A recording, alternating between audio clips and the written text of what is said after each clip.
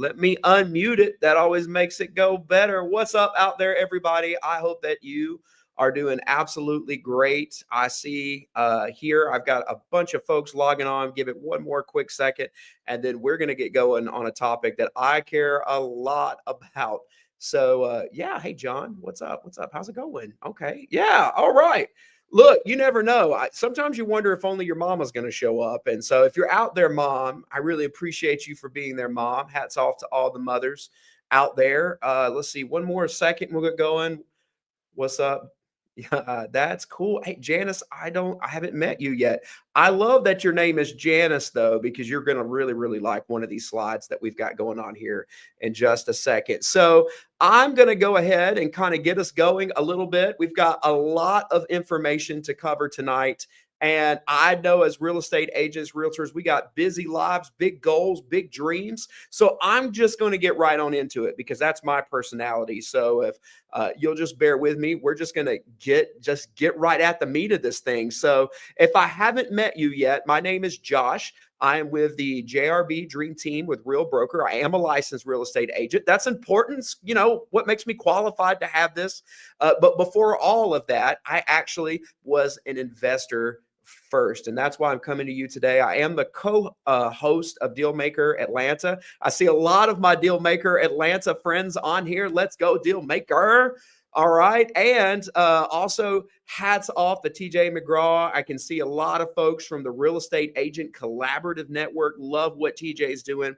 That is absolutely amazing. And then, of course, we are all here today gathered for what Eric and Tiffany started, and now I get to be a part of that, the On Purpose Investors. So let's just do the thing. So I'm just going to get right into it, of course. And when I get to the end, I'll take questions. We are going to record it. There's a lot of information, but let's look right at it. So first off, we need to determine if you're in the right place, because let me know if you're out there. Isn't there nothing more frustrating than getting to the end of a webinar and you thought it was about one thing and it was about another thing? And I'm not going to do that to you today. So let me tell you exactly what this webinar is about. All right, here we go. Number one, if you want more in life, but you don't know what's possible, then I think this is for you.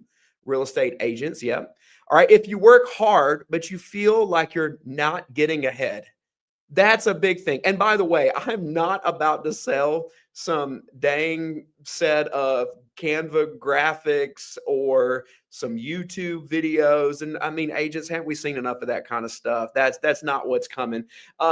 Do you feel like you're stuck on a commission hamster wheel? Do you feel, I heard that at TJ's agent collaborative meeting once, somebody got up and one of the speakers said, do you feel like you're on a commission hamster wheel? That's important because sometimes we get in and we're just trying to spiral.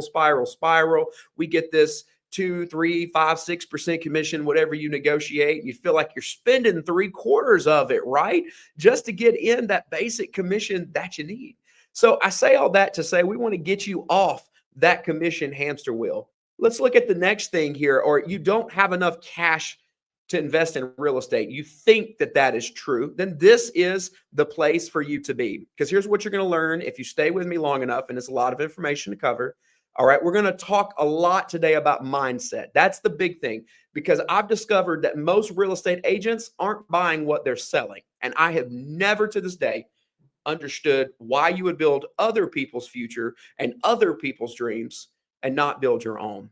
So we're going to understand why real estate investing is essential for long-term growth. Notice I didn't say it was optional. I said it was essential. We're going to talk about how to shift your mind from transactional to investment, because they are not necessarily the same. We're going to identify maybe some hidden skills that you have. We're not going to necessarily dig way into that, but most real estate agents are actually more prepared to be real estate investors than you know of. In fact, when I got started, because I was an investor first, I didn't know any contractors. I didn't know who was going to clean a property.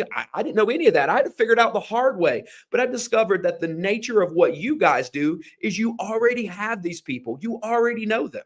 So we're going to talk about that. And the last thing is we're going to identify some key principles that can help you become a successful investor. Now, here's what this webinar is not going to do. It's not going to do these things. If you're here for this, go ahead and log off. There's no point in staying. I don't want to waste your time. All right.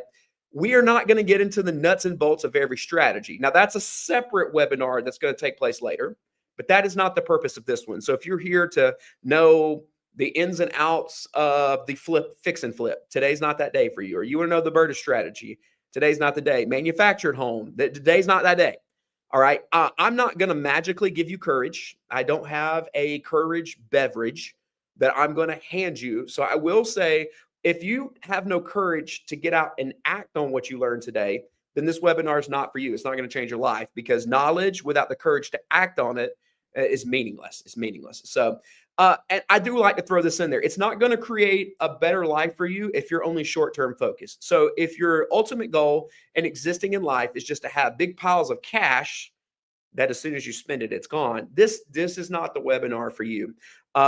The last thing I will say on that as well is I'm not getting to the end of this and selling anything. So if you're here today because you want to pay me some money to get in a program, I am going to talk at the end of this about some free get-togethers for anybody that's interested, but there's no, I'm not selling a coaching program or anything like that today. So if you're here because you want a coaching program or something that you want to start tomorrow and pay me money, I mean, I'll take it, but that's not why I'm here. So let's keep trucking. Now, why am I qualified? I like to tell people I'm still learning, so maybe I'm not the most qualified person. I'm definitely not a guru or anything like that, but I have practiced what I've preached, real estate agents. I never give advice for someone to do something I haven't already done. And when I got started, I had a negative net worth. Now, these pictures you see, we got a lot to cover today, but that upper left-hand one, that's a picture of a house over on Roscoe Road. Now, if you saw the most recent issue of Coweta magazine, I'm recording this in March, you saw a picture of it after it was done. But that's what it looked like when I bought it. It was a train wreck. The picture on the right is actually now my personal residence. I like to throw that out there because there's this misconception that millionaires live in big mansions, rolling in Lexus. No, look, that's real estate agents who got a lot of cash, who didn't invest it and don't have a future. That is not me. I'm a real estate investor. I've built a 7-figure portfolio, but that's the house that I live in, which, by the way, my father-in-law built it. And it's an epic house. You'll have to come visit me. It's an earth berm house. That's a story for another day. Now, down at the bottom, if you look at the bottom on the right-hand side, that's an interesting picture. That is the bathroom of a house that I purchased that was an old mill house. It was beat to heck and back. And on the left is what it looked like when I got it finished. That property is also in Newnan, Georgia, and it had a gross cash flow last month of $2,400 a month. So let that sink in. By the way, that's one property, a gross. Now, a recap of my story, just really, really quickly, because this is important, because a lot of you out there are going to think that you have to be investing in real estate and like decades and stuff like that. That's not how it is. See that picture on the left? That's me as a high school band director. And a high school band director up until May of this year. I've been teaching band in addition to being a real estate agent. I like to throw that out there, and doing a team. Fast forward to the middle picture. Why did I get so serious about this real estate investing? Well, about 2.5 years ago, at 42 years of age, I found out my wife was pregnant with who's now our little 2-year-old, Jeremy. And I got serious because I was a high school coach, right? High school band, 40 hours a week on a good week, 60 to 80 on average. And I wanted to be home more. So I got a real estate license. I started buying real estate investment properties. And it took me just 2 years to build up enough cash flow to walk away from one of those jobs. And so while the rest of my friends are going to have to teach all the way into their 30s, I walked out of it in 3 years because of the stuff that I'm about to show you today. In fact, as of May, I won't be teaching school anymore because I don't have to teach school anymore. I get to work at a not-for-profit, a Christian college. I'm very passionate about. I get to do some work down there because I'm not worried about money, not worried about a paycheck. I think that's great. And that picture on the right is of me hanging out with some of my people out there at Dealmaker Atlanta, which, by the way, I am not the guru of Dealmaker Atlanta. That is a community. We are all Dealmaker Atlanta. We'll talk about that later. But if you're out there and you want to come meet some of us and come hang, I think that's a great thing. Now, this is the last slide of in the feels, the woo, and then we're going to get into some details. All right. This is my family. My family is my dream life. I took a course a few years ago called Dream Life University. It happens to be through On Purpose Investor. Eric Vogel, who is one of the founders of On Purpose Investor, and he's the co-host with me in everything I do. He gets the credit for building it. It's his ship, baby. I'm riding on it. But I say that to say I took his course. He was my coach. That's a funny story later, but he did his student teaching with me. I was his mentor in education. And then he left teaching like 5 or 6 years. Dude left and retired in his 20s. I didn't think he'd make it. I was like, that's bullcrap. That dude will be back. Never came back. Never came back. So if you remember this picture I showed you a second ago, when that picture happened, I called him on the phone and I said, all right, your life plan was better than mine. Teach me the way. And I took Dream Life University and I found out, and here's the big thing on this, and we're going to get to the next slide, that if you're out there, most of you, the reality is you don't look for cash flow because your dream is too small. Your dream is just a car. Maybe your dream is just a house. Your dream is just going to that broker conference with just that right outfit on. See, my dream is changing the world. There's wells in Africa that I want to dig. There's churches that I want to support. There's lives that I want to change. At Dealmaker, man, they're giving mobility through wheelchairs to people. Like, there are big things that you can do. Your life is bigger than just the number of transactions that you can complete. And I like to throw that out there for you. And this is just our timeline. I'm moving on because I'm looking at it. You didn't come today just to hear about me. You want to talk about mindset. But I'll simply say this in this timeline, if you're looking on it, from the time we had a baby on the way till May 28th, when I walk away from, and now I'm doing nothing but real estate and nothing but investing, which, by the way, I will make enough money to pay my bills even if I never sold a single house. That's what we're talking about today, friends. It works. And we did it in just a little over 2 years. And I'm not that smart. I'm clearly not that good looking. I'm so glad my wife married me. I mean, can we just be honest about this? I mean, how did this ugly dude marry that? The story for another day. All right. But I just want to point that out there, that if I can do it with this ugly mug and no skills, you can do it too. So let's talk about this. Our entire life changed the moment we choose to live with a long-term mindset.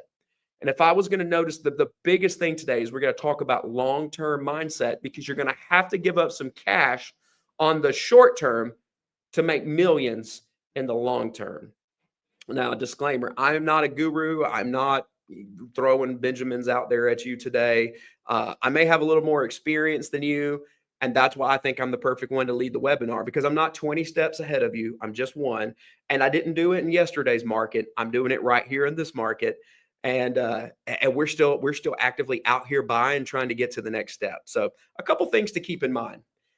The key to finding a good deal is to stop looking at the MLS through your agent eyes, but to look at the MLS through a different set of eyes. Now, yes, for you smart ones who are more advanced, yes, I buy off-market deals and all that other stuff. But today we're just talking about the tool that you have right now. Forget all the advanced strategies. That's a separate session. You, if you're a realtor, a real estate agent, you're watching this right now, you have access to the MLS, which means you have access to a tool that can make you a multi-millionaire if you will let it do that for you. You just have to look at things a little bit different. And then you have to take some action, just baby steps. And the last thing I'll say on this is perfection is often your the enemy. Now, why is that important? We're analyzing deals for clients all of the time. We are constantly a CMA analyzed for a client, considering value analyzed for a client. What's its appreciation and equity? You have analyzed for a client. You have all the skills you need right now. You're just hung up on not doing it for yourself for whatever reason. I say you need an intentional roadmap. So here's some reflection questions that you should ask yourself right now if you're watching this. Number one, how long can you go? How long can you go without working before your income stops? Now, some of you, if you're like me, I'm at a cloud-based brokerage. I've been building a business at my cloud-based brokerage. And the reality is I got a team. I've got agents I've sponsored. I get some checks even if I don't close a deal. But the reality of it is, at some point, if we're not, someone in the universe is closing some deals, even on my team, the cash goes away. I'm not worried about it because I got what I'm about to show you today. But let me ask you, if you're out there, mindset difference, piles of cash. What happens when you quit going to work? Can you take 6 to 9 months off? to go backpacking somewhere. I was about to say through Australia. I guess there's mountains in Australia. I don't know. I've never backpacked there, but one of these days I'll have to tell you the story about Eric and I hiking up a mountain. That was crazy. Not doing that here, but whew, I'm not a hiker. I want to be in a cruise ship drinking a margarita or some sweet tea or something like that. Okay, moving on. Number two, what would your financial situation look like if you own assets in addition to commissions? So let's get right into it. Let's talk about mindset shift number one. Commission only focus is not protecting you, it's actually killing you. Number one, why selling real estate is not the end game. Number one is the hamster wheel. A lot of you feel like you are on this hamster wheel. I remember I was at the Real Estate Agent Collaborative. And if you haven't been yet, there's a Facebook page. Go type that in. It's agents from any brokerage, anywhere. It's awesome. We're from all over the place, just trying to do big things together.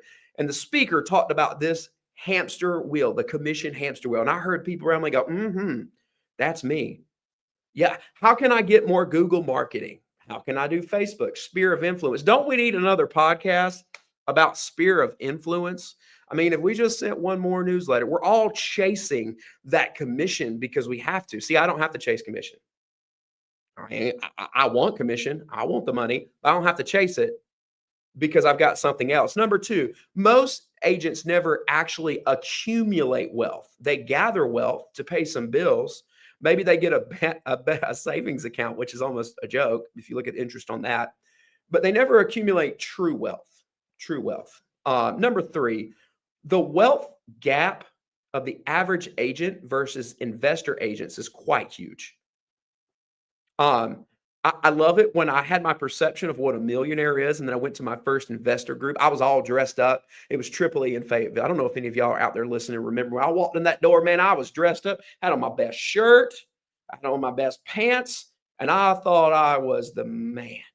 I get in there and I meet all these people who are in Hawaiian shirts from Walmart, some shorts, some flip-flops. And this is what I discovered, that people who have actual wealth aren't trying to impress someone. They've already achieved their goals and their dreams. They're dressing for comfort because they've built a life. Just something to throw that out there for you. Number four, we're going to look today at some case studies of agents who built generational wealth. Because see, real wealth won't just be that money that you have, but what are you leaving for your family when you leave? Because if you're just leaving cash, it's going to get spent, right? If you just put it in the stock market, it's not always going to be there. Here's a mind shift number two for you. Truly understanding the power of owning versus selling. And by the way, I'm not judgy. I do both.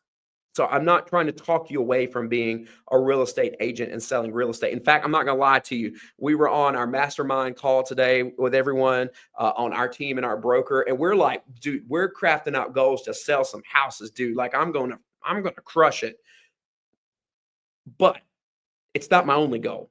So why real estate is the number one wealth building vehicle? Number one is appreciation. I'm going to show you why that matters in a second when we look at Janice versus Rob. But there's appreciation. Number two is cash flow. See, I'm sitting here today and I didn't close anything today, but I still got checks that came in the mail because it's the second weekend or the second week in this month, which means my bi-weekly tenants just sent me cash. That's a cool feeling. Absolutely. It's cool. Number three is loan buy down. Some of you are like, I just don't, how am I going to pay those mortgages? I mean, I don't pay the mortgages. My tenants are paying the mortgages.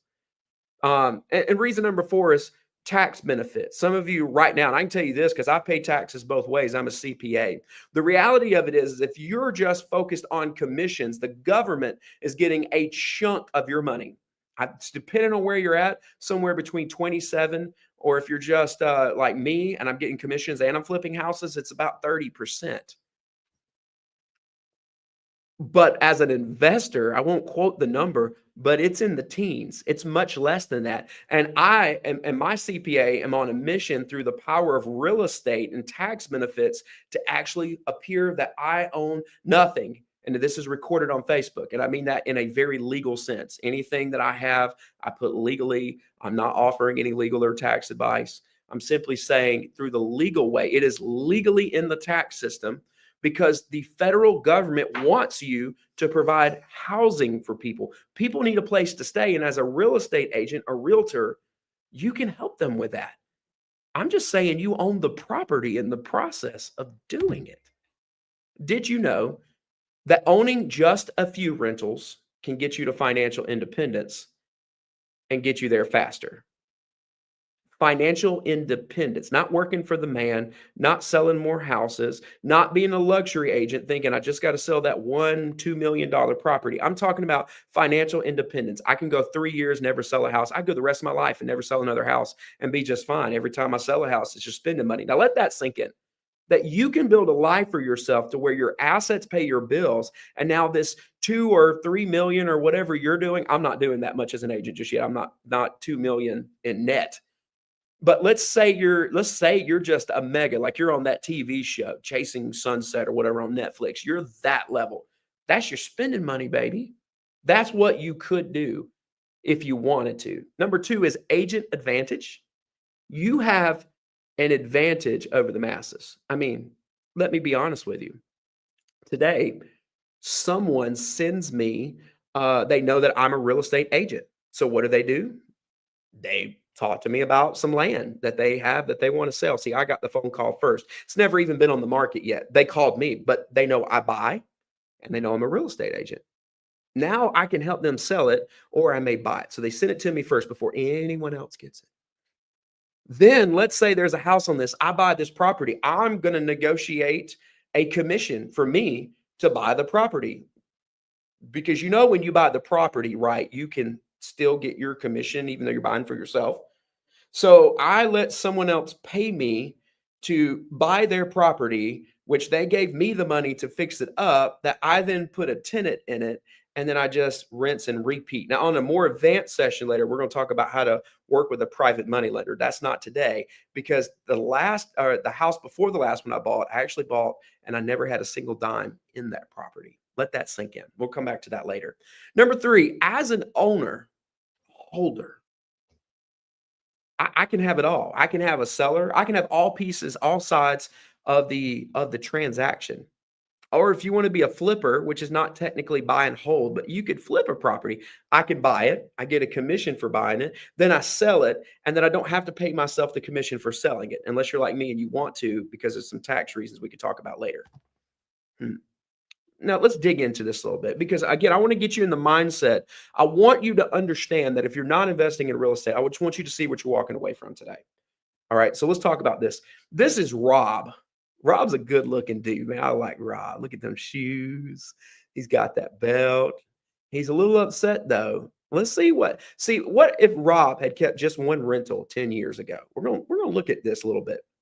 First off, let's look at what Rob has been doing. And Rob is average. By the way, there is a friend of mine that actually attends our investor group, and he's the real Rob. These are his actual numbers when he added it up when he took Dream Life University. He was paying $273 a month on subscription services. $241 a month on entertainment. Some of you are like, I don't spend that on entertainment. Yeah, you do. You're eating that Taco Bell. Come on, Starbucks. That's me. $500 a month on a car payment because he's trying to keep up with the Joneses. So he's got a car he doesn't need. That is $1,014 a month. Now, some of you, I could pause right there for some of you. Go, I don't have the money to invest in real estate. Yeah, you do. Even before you got a commission, the average person right there, that's a mortgage payment that they could get a house, pay a mortgage, put somebody else in it. Because where I live right here in Coweta County, the average rents are $1,600 to $1,800 a month. And if you're in one of the counties surrounding me, yours is higher. So let that sink in. Right there, a non-investor, maybe you're not an agent, you're just listening. You can jump off right there. You probably could save enough money right now to make your little payment while someone else pays rent and buys the house for you. I mean, that's a jumping off point right there. It's not where I'm going today, but I want to throw that out there for you. Now, how do you know if you're stuck? Because I know, look, I know what's going on. I was like this too. I sit in a room. I'm like this at church on Sundays. It'd be like the pastor's talking to somebody out there, but he ain't talking to me. He ain't talking to me. He's talking to that guy. I don't know. Maybe I'm talking to you. I'm talking to you like this because I'm talking to a version of me just a couple years ago. Did I mention that my partner Eric got to investing? I actually knew about investing before he did, but he had the courage to act years before I did. And now he's years ahead of me.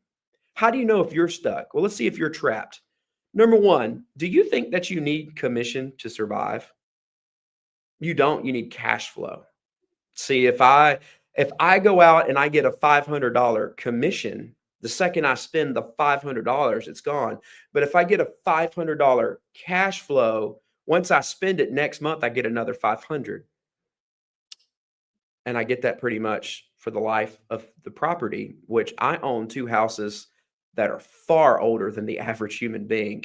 One of those was that picture that I showed you. That house was built in the 19, I think the 1920s.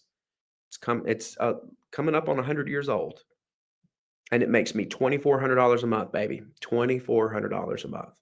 Some of you think I don't make enough money to invest in real estate. If you're a real estate agent or realtor and you're doing just the average of the top end of transaction count, yes, you are. You are. You are. Number three, I can't use my commission payments as down payments. I've actually heard somebody say that, and for the life of me, I can't figure out who told you that. Who told you that? By the way, why is it that we're surrounded with all this money and we seem to think that banks are the only people that lend money? In fact, when I buy a property today, when I initially buy the property, I don't use a bank. I don't, and I remember that was really hard for me to know that there were people out there whose business is to lend money to other people without all the struggles of the bank. That is their business. They want to do that. And if you're out there and you don't think that people who lend money to other people exist, well, you come on April 22nd to Dealmaker Atlanta, or if you're watching this, go to dealmakeratlanta.com, come to the next one. Let me introduce you to people whose business is doing that. Like they're in the room. I think at the last session, we had like 6 or 7 that was with us. We've had as many as 10 or 15. And Jim Ingersoll, who leads the big deal maker in Virginia. I mean, he hosts a whole conference in Orlando with just a room full of people trying to lend folks money. So money is not scarce. Money is abundant. That's a big shift. That's a big mind shift because we're focused on helping. I'll use the term regular people buy a property. So we think money is scarce, but money is actually quite abundant. Here's another one. People think I'm a used car salesman if I become an investor. No, they don't. Actually, you solve problems. I think of another property I have over on Burnham Road. That was actually a client of mine. Well, when the house we already knew was in pretty rough shape, but when the inspection came back, we found that there was a whole massive termite hit. And when I say termites, I mean it was bad. And pretty much in that moment, this house went from this value down to this value. See, they had a problem and they had a baby coming on the way, and they needed to get this deal closed for their family. Now, when I bought their house, I bought it a good chunk less than what it would have sold for. But I got them out and then helped them as their realtor get them into a better house, one that's great for their little girl who's thriving. Now, let me tell you something. When I did that for them, was I a used car salesman or did I solve their problem? By the way, you can get on Google and see their great review. They were thrilled. They were ecstatic about that. And it happened, excuse me, to be a good deal for me too. So let's look now at mindset shift number 3. Let's talk a little bit about overcoming the commission only trap. Here's some mindset shifts. Commission is a tool that gives me an advantage in investing. Notice I said, for me, a commission is a tool that gives me an advantage. In one of my upcoming sessions, I'm going to talk about how I will get a commission. I use that commission to start the work on a renovation, and then my private money lender will then give me the draws back, and then I'll use that to snowball the project through so that at the end of the deal, I actually have none of my cash in it because the cash that I started the process was actually all the way back here with the seller. See, a non-agent investor is very limited on how they can do that. But as agent investors, commission, it's a tool for us. By the way, just to throw this out there for you, you know there's no rule that says that you can't negotiate for seller concessions on a property that you buy, right? You know, there's no rule that says that you can't negotiate for the seller to pay you a 4% commission to help you have more money to start your renovation, right? Or how about a recent one where you negotiate yourself a 4% commission and then get concessions from the seller? You can do some powerful tools. Now you remember when you're buying for you, this is a separate thing with NAR we can talk about later. You have to put in the contract, you have to disclose that you're a real estate professional. You have to make sure that who you're negotiating with knows that you're a professional so you don't take advantage of them. So I'm saying everything's above bar. But I'm just letting you know that you are educated real estate agents. You have that tool. As long as you disclose it and do so honestly and openly and always act ethically, because I care more about my community than myself. In fact, I do what I do for my community. All right, let's move on. The sellers are going to pay me to buy their houses. We just explained that a little bit. Commission checks are down payments on my future. Commission checks are not, if you're just using commission checks to go on vacation, see, commission checks for me are down payments on my future. And I'm going to have a great future. My network could become my net worth. So within my CRM, when I meet someone that is going to be a home inspector, do you know who knows where all the homes are in the entire community that need someone to come in and buy those homes because they're derelict, they're hoarder houses, and that poor seller can't sell it on the open market? Do you know who your best friend is? Dude, it's Andrew Allen with Choice Home Inspections. I'll tell you who it is. And so many other home inspectors. By the way, that guy is what an amazing investor. He knows his stuff. I say that to say your home inspector, there's a partner. That's your network. It's your net worth. Electrician, you know electricians. Guess who else is going in all these houses and knowing and finding all these off-market deals that you think don't exist? Your entire network could be sourcing deals for you right now, real estate professional. And that's something that you have that non-licensed people typically don't have. Maybe a few, but typically those guys don't have the tools that you have. By the way, what's in it for me with this little meeting that we're have right here? I mean, most of you are from different brokers. We're from all over the place because I know that you now know that I buy houses and that I'm serious about it. And when you find your next house at 75% ARV, that's another session for another day, maybe you'll call me. Maybe you'll let me buy it from you because we're stronger when we work together. So here's what I'm saying. I'm telling you today. Challenge yourself to ask when you go to buy something, do you really need it? Begin to think differently. When you're on the MLS, start looking for yourself. Start analyzing some deals. That's a mind shift that I want you to really think about. Is when you're looking at the MLS, quit looking at it just to find the pictures of the prettiest homes. You want to know what my number one search is? I'm searching for the ugliest looking houses that I can find. I love searching as is, handyman special. Keep putting handyman special, by the way, in the Georgia MLS and the FMLS. I'm the dude that's searching it. I'm your people. When you say handyman special, I know something bad's about to come. You know what I love? I love when I walk in a house and I go, cat pee smells like money. See, most agents walk away from those. I'm offering value. I go, smells like money. Let's do this deal. I got you. I'm going to get you out of this. So think about that. Except, by the way, that it's going to be hard. Have I had a deal go upside down? Oh, yes, I have. But because I'm a licensed real estate agent, I had the connections to help me get out of it. I bet you do too. I bet if you got in a house right now, especially if you're an agent that's been licensed for a while, who thinks you can't become a real estate investor because you're so scared you're going to go south.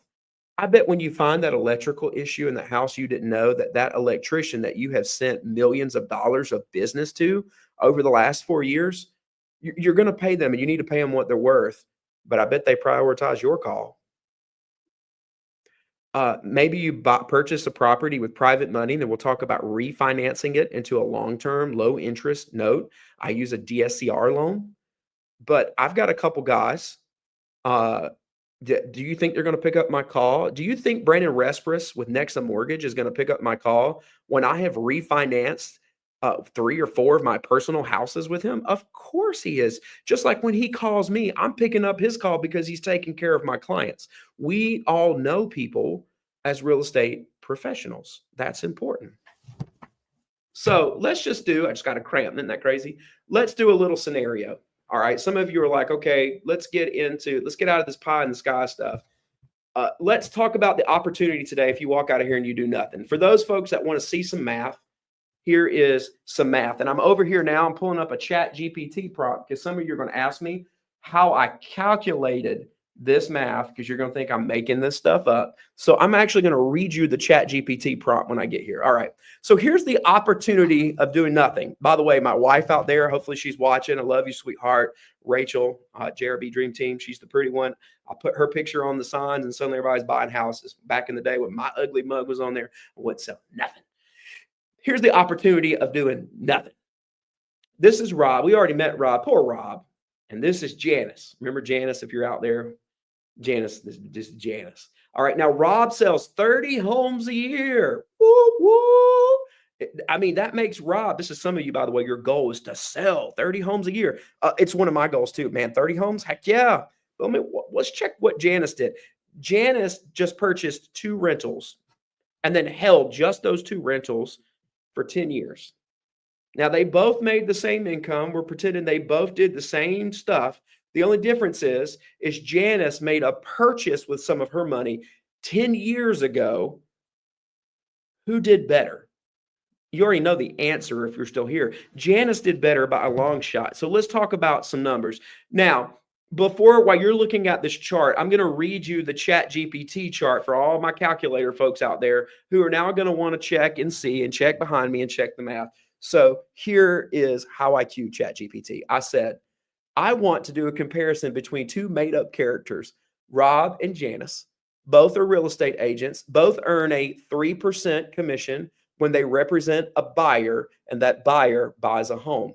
Run a comparison breakdown between the two, assuming that Rob sells 30 homes a year at $300,000 per home. That's around about an average that we kind of are at, with some more, some less, but I just use 300,000. For these transactions, I just made the assumption, by the way, of what it is at my broker. So I assume an 85-15 split. Janice, on the other hand, she didn't do what Rob did. She bought 2 homes for herself the first year and then doesn't buy any more. She gets a 3% commission from the seller as the agent representing herself in the split. She then rents each one of those 2 houses for $1,800 per month. That's the average in my community. And based on what you know about the U.S. average housing market and factoring in equity, appreciation, and loan buy down, let's see here, and rent, and assuming Janice purchased her property at 80% loan to value, and using any the average interest rates and any other relevant information, please show the breakdown of wealth between the two after 10 years, highlighting if one is better than the other. Gosh darn, I got this cramp in my leg today, so forgive me for like doing a dance here. So here's the chart. You see it in front of you. One of them fared a lot better. In fact, the data clearly shows that Janice did better, and not by a little bit. Janice did better by a lot. She invested in real estate, and she ends up with significantly greater long-term wealth than Rob. Even though Rob earns a high commission annually, his total wealth after 10 years, now we just assumed he didn't spend any of it, but let's just pretend he kept it all, was $2,295,000. While Janice's total wealth, factoring in property, equity, and rental income, was $3,935,297. So I'm going to go back from this napkin breakdown for those of you who are out there as I walk around my office. Some of you say you don't have the money to invest in real estate. I want to point this out to you today. Not investing in real estate, that's what it's costing you. That's the cost of that. You're actually walking away from $1 million in equity. And someone goes, but that's equity in the house. You can't just pull it out. Wait a second, real estate agents. We are the one group of people that can pull it out of the house. We are the one group of licensed agents that can actually sell the house and be the agent and get out of that. Remember, and also remember back at the beginning of this, I mentioned that she purchased at 80% loan to value, which is an easy number. I buy at 75% after repair value for days. So that's an easy number. Check. I hope you don't miss that right there. That's a mindset shift for you today. If you're not doing it, that's what you're walking away from. Now let's go one step further because I'm really going to blow your mind today. Let's assume over those years, Janice is doing what my minimum goal is every year. This is my minimum goal that my wife Rachel and I try to do. Let's assume she buys just 2 a year. Now this year, my goal is 5. But let's just assume I just got 2. I missed it. We're going to assume the same 85-15 split, 3% buyer commission. That's an average. Sometimes we're higher, sometimes we're lower. But Janice buys 2 a year. Now look at what just happens. With Janice acquiring 2 properties every year for 10 years, her total wealth skyrockets to $15,819,780, outperforming significantly Rob. Janice's total rental income was over 2.68 million. That's right, just her rental income. Now forget equity and appreciation. Some of you go, you're current on that. Okay. Just her rental income. Far better. Now, she was buying these initially. So yeah, at first, Rob he was probably eating, a little bit higher on the hog for the first 2 years. But in the long run, 10 years later, Janice is the winner. And her total wealth is 7 times higher than Rob's. So action step. I want you to think about this real quickly. Which one of these 2 are you? I've picked a little bit today because I attended a broker conference a little while back. It's not a brokerage I'm in or anything like that. And I was at, and it was real interesting. They were all social media influencers. They're doing all the social media, man. They are all dressed up, big cars. And then you walk in, how much do you own? What do you mean? I don't own any real estate. And I remember looking at my wife going, what do you mean they don't own real estate? And out of this massive broker conference, we discovered that, and by the way, there were some super successful ones there too, but the vast majority, probably thousands, were not buying what they were selling. And I thought in that moment, this is the opportunity that they're walking away from. So I got to ask you, are you getting closer to your dream life? Now, I go back to, we just showed you some big numbers, but just at a basic level, this is a slide that Eric had in Dream Life University. He talks a lot more at Dream Life because Dream Life is for anyone, real estate or not real estate. This is just a basic $1,014 a month that maybe Rod cut out of his spending. He wasn't trying to invest in real estate, though. We just showed you it's a way better plan. And let's just say he put in the stock market at a 4% return. If you realize that real estate investing is not for you, don't walk away from this right here. Look at that, year 10, year 20, year 30. And that is just investing $1,014 a month in something. Now imagine if you did it in real estate.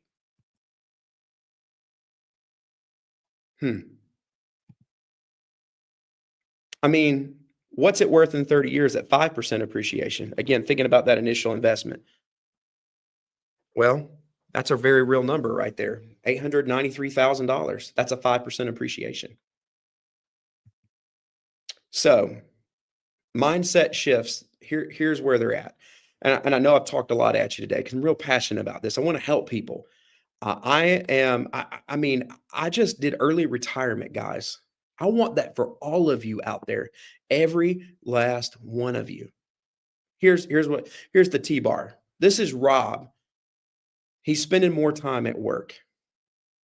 He doesn't have the power when someone says that the only way they're going to see that house is if it's at midnight on a Tuesday and he's got a 2-year-old at home. Some of you right now have to say yes to that. But see, Rob's current position, he spends all his time at work. His current position, he doesn't have a secure retirement. Now, I'm very, very blessed at my brokerage that we actually have streams of income that include a very high performing stock and all that other stuff. And some of you out there probably have that too.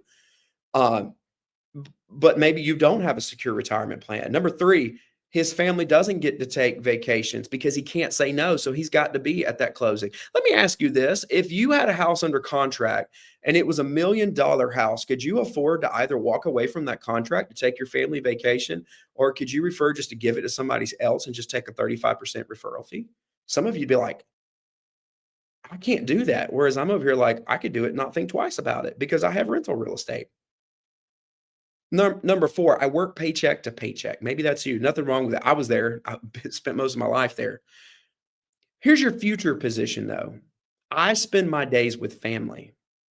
Family is important to me. That's the fuel and my fuel tank. Eric talks a lot about that. If you know Eric, fuel in the fuel tank. Number two, I have a safe retirement. Number three, my family travels whenever and wherever with me. And number four, I have a steady income. So we talked a lot about thinking like an investor, cash flow versus equity and versus appreciation. Here's just a few things I want to leave with you. Here's some metrics that can make you millions. Metric number one that you need to know about is cash flow is what is left after all expenses. So if this interests you today, when we say cash flow is not, I have a mortgage payment of 1,500 and the rent is 1,800. The difference of 300 is cash flow. Nah, not necessarily. There's capital X expenses. There are other things there. We give 10% to charity because I'm not just doing this for me. I'm doing this for my community. Cash flow is what is left after all of that. Now, we'll do a separate course later where we can break that metric down, but that's one metric you need to understand. Metric number two, equity. You need to understand what is the difference in value versus the difference in debt. Some of you are loan payment averse, and I did Dave Ramsey too. I'm not against. In fact, if you're struggling in debt, you should start with Financial Peace University. I think it's the best place to start. It's where most of us got our start, and I think it's great. But there's a difference between value and debt. You want your value to far outrank your debt. Some of you are debt averse instead of seeing debt as a tool. Debt also, just like a gun is a tool, right? If I'm going hunting, I'm not going to go hunting for a deer with a knife. Number one, that'd be funny, me chasing a deer because I'm 300 pounds large and me and a deer, that'd be hilarious. But you're not going to get a deer with a knife. You're going to get a deer with a bow or a shotgun, right? So debt can be a tool as long as you use it as a tool, because we also know that a weapon can do bad things too. So keep that in mind. Metric number three, appreciation. That is what is increasing in value over time. And that is the biggest number one beauty of real estate. When you own a property and you take care of it, over time, it becomes worth more. It's going to go through some downturns. Let's go, agents. 2008. Yep, we all know, right? We live that out more than anybody. They go through some downturns, but then they go through some upturns, and it averages up. Can we just all agree that we got to quit always telling the story of 2008? And then why do we leave off the story of 2022 and 2023? We're literally coming out of a period of one of the greatest appreciations of real estate in all time. But some of us are still telling the story of 2008, which should be told. They should both be told. That's what I'm suggesting. But that's so funny. I just realized, but metric three will make you Rick. Who's Rick? I don't know how Rick. It'll make you rich. Metric number three is what over a 20 or 30-year period of time is going to make you a multimillionaire. Because imagine if you purchased the real estate, you held it, you took care of it over time. Think about what that could do for you. What could it do for your family? What if you passed away and left 20 assets that you had been paying for 20 years? What would that do for your family tree? I mean, if you die as a realtor, and if I die as a realtor, I guess we leave some stuff for our family. But can you imagine what if this didn't even appeal to you, cash flow and commission, but maybe you come from a family where a lot of people didn't have a place to stay, and you just left everybody in your family a house. I mean, some basic things like that, just to consider. Some more. An agent asks, what is the commission? Now, don't get me wrong. I do that too. I have figured out a way. If you and I end up on opposite sides of the transaction, you best believe we're going to figure out, what are you offering a buyer agent commission? I'm not saying that I show everything to my clients. If it's the best thing for them and it's what they're looking for, I am here to serve my clients for sure. But of course, I don't want to do free work, so I'm thinking about it. But as an investor, that's not my first question. Commission is not my first question. I'm thinking, what is the return on my investment? Instead of how do I make $500, I'm thinking, how can I take $500 and turn that into $500 a month for the rest of my life? That's a way different number. Way different number. Here's some formulas to make you rich. This is something that you should take a look at. Formulas to make you rich, and they're pretty easy. Cash on cash return. By the way, there's 10 of these formulas. These are just a couple for you to mess around with. That is the annual cash flow divided by the total cash invested multiplied by 100. So when I'm back on the MLS and I'm cruising for stuff, how am I just sort of looking through, trying to figure out? There's the first one. I'm looking for cash on cash. When I find the right cash on cash return, now suddenly I go, that's interesting. Number two, return on investment, ROI, net profits divided by income cost multiplied by 100. That gives me my return on investment back to ROI. So what is a basic path that you could do this stuff today? Now, I'm not saying you run out and do this. We're talk later about some training stuff, but let's say you wanted to get out, this really interests you greatly, and you want to just start doing some of this today. Here's a few things. I'm looking at all these comments. I just see, look at that. Aha. All right. So let's just say you want to get going. Number one, buy a house with a good rental potential at 80% loan to value. Now, for my more advanced, this isn't using private money, 75%. That's a different core. They're just talking basic. Go buy a house at 80% of the value. Number two, keep the buyer commission the same. When you get your buyer commission, whatever that is, maybe you negotiate that around 3%, whatever you negotiate, but get your buyer commission. Step three, use your buyer commission to fund a light renovation.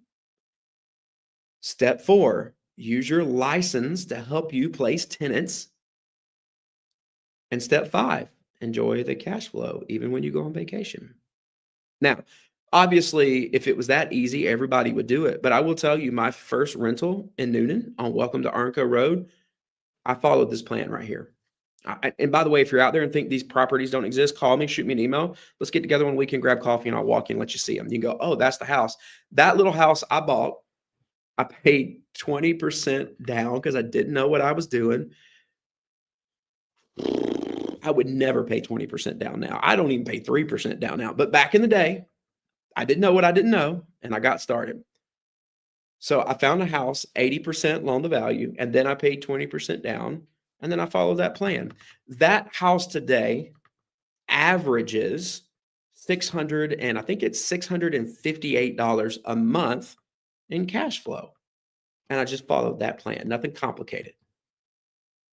So this is what I hope that you decided today. This is what we hope you decide. Number one, I kind of hope, this is kind of edgy, I kind of hope you realize that you might be trapped. You know, you got to acknowledge it. Look, if you're focused on only commission, you are always going to be stuck on this hamster wheel. You're always going to be there. You always got to get, it's almost like a drug addict, got to get to the next hit. But I do want you to realize that there is hope. If you buy cash flowing real estate, you can live an amazing life. And it's the fastest way to become a millionaire and then stay there. And that your journey is just the beginning. So I do want to show you something that we've got going on, and I'm going to answer questions. We are not selling anything. Please, no. I'm not a guru. That's not what's going on. But if you want to build an empire, we want to show you how, because today's goal was to give you the mindset. But Rachel and I want to do what Eric did for us. It's the reason why I'm a part of On Purpose Investor now. It's the reason why I do Dealmaker Atlanta. And so the following slides, it's all about free opportunity to get together and do some things if that's something that's interesting to you. So here's what we've got going on in the fall. We're putting together a 9-module system to help people go beyond the sale as investors. It's not for free. This is anyone. I'm gonna collect your email address, and when we get it ready, I'm gonna email it to you. And if you're interested in having access to all this for free, then that's it. That's where I'm going. So I hope you'll listen and not get hung up on that. But here's the modules. Number one, we already kind of covered some of module one, but module two, we're going to dig into some actual strategies that work well for agents. Like, what is the burst strategy? What is flipping? Dude, my boy Joe just taught me about some manufactured home investing. Like, that's got to be on the slide. Like, but we're going to dig in. Also, if you don't want to be an investor out there and you want to work with people like me and sell me houses, okay, come check this out and figure out what all my formulas are and then send me properties. Why else would I be doing this? Heck yeah. Sign me up, Scotty. Module three is understanding the math behind the BRRRR. How do you analyze the numbers? Module four, building your real estate investing dream team. Here's a little hint, nudge, nudge. Real estate agents, you probably already have half of that done. You just don't know it. You haven't activated them, but you probably have half that done. That's so funny. Look at that. Somebody is messaging me right now a property to run a sale. Okay, anyways, we'll keep going. Number six, I couldn't have asked for a better illustration of how this works than that right there. Module six, managing the rehab or the renovation. How do you manage it? A lot of you are like, I don't have time for doing that. Here's a little news flash for you. Friends, I've been teaching and still managed all those houses and managed all those renovations. How did I do it? Well, we have tools and systems. I don't sell any of them. I'm just going to show you where they're at, and then you can figure out what works for you. But believe it or not, like guys, I don't. Do I look like a plumber? Hats off to all the plumbers. That's a dang hard job. But I don't go plumb houses at 1 a.m. in the morning. Like, that's crap. That's funny. That's crap. I can't do it. I'm not skilled. I need good people. But we can show you some systems. I literally just completely flipped, redid electrical, redid plumbing in the whole house, and Josh never swung a hammer. If you come to the next deal maker meeting in April, you can meet the guy that swings the hammer. That dude, Don, is amazing. I mean, what would I do without him? I say that to say, but you don't have to be the guy that swings the hammer if you're good at something else. And for most of us, it's finding deals, and I can show you how to find the financing. All right, moving on. Finding the deal. We're going to talk about that. Module six, we're managing the rehab. Module seven is the refinance. You got to get your money back out. The refinance is not hard. A lot of you think you can't get approved for a property. By the way, did you know there's a lie out there that says that you can only have so many properties on your credit report? Not true. Just depends on how you buy them and what entity you're buying them in. That's something Tiffany Vogel taught me. I mean, I'm just throwing that out there for you, but the refinance, you can use a DSCR refinance, and they don't care about your personal credit. They care about how well the property will perform. And there's a lot of great DSCR lenders all around the place, and these are banks, and that's it. I'll stop there. Number 8 is how to become a landlord. Like that landlord. First off, I grew up obviously in America, and we're a different society. But when I visited Europe, that title, Lord, like I just thought, I'm a lord, I'm a landlord. None of you probably find that funny, but it's like I'm a landlord. But it sounds hard, and it's not. For example, tenants don't mail me money. I use Rent Ready.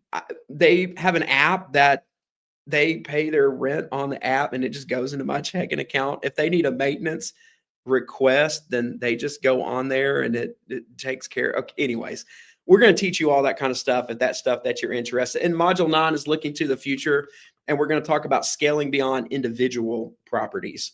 So here's kind of what makes that a little bit unique. It's the kind of breakdown for all that stuff. I'm not going to get into it. But 9 weeks, there's 9 modules. There's a workbook that comes with it because I'm a visual learner, and so I like that. We're going to do weekly group sessions similar to this one, but not so long and just me talking. We're really all just going to kind of get on and talk about where we're at and kind of help each other. By the way, because can you imagine if you get a group of 9 to 10 real estate agents who are all trying to find and source deals, the power, and 9 people looking? Why do you think you have to be the only one looking? I was on a great mastermind call today with some agents out of our brokerage. And let me tell you, I mean, we're all going places and we're working together. we're going to talk a little bit about that, about you shouldn't be doing this alone.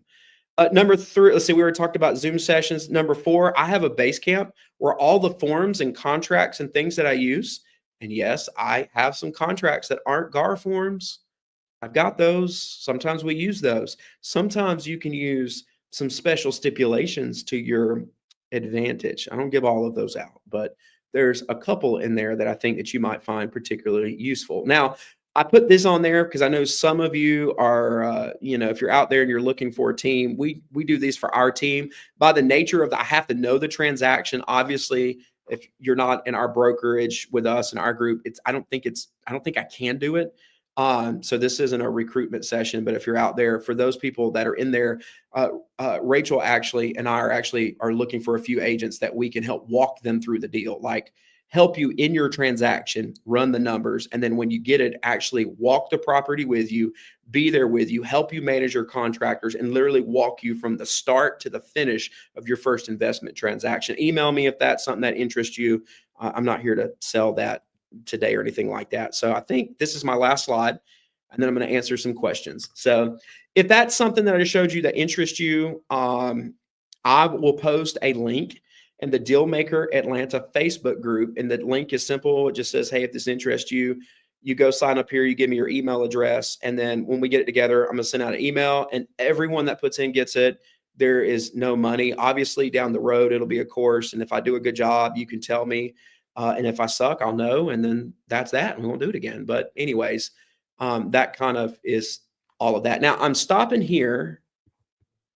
I'm going to go back and answer some questions. And let's see, if you got a question, feel free to type it in the chat. TJ, where do I get Courage Beverages from? TJ, that's pretty funny. I don't know. Maybe, I mean, maybe at the brewery. Do they sell a beverage called Courage? That would be kind of cool. Dakota, I'm going to get you for this. Drop a 1 in the chat to agree that Josh isn't good looking. Well, at least they don't call me the outdoor agent. No, I'm just kidding. Now, by the way, if you're out there in Griffin, you would know a great agent.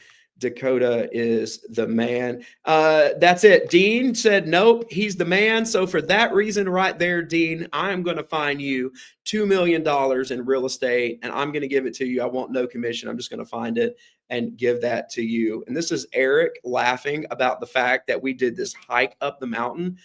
Eric is very much in shape. I mean, look at the dude. The dude's good looking. He's in shape. He's doing things. And then you have me. I am a person of size.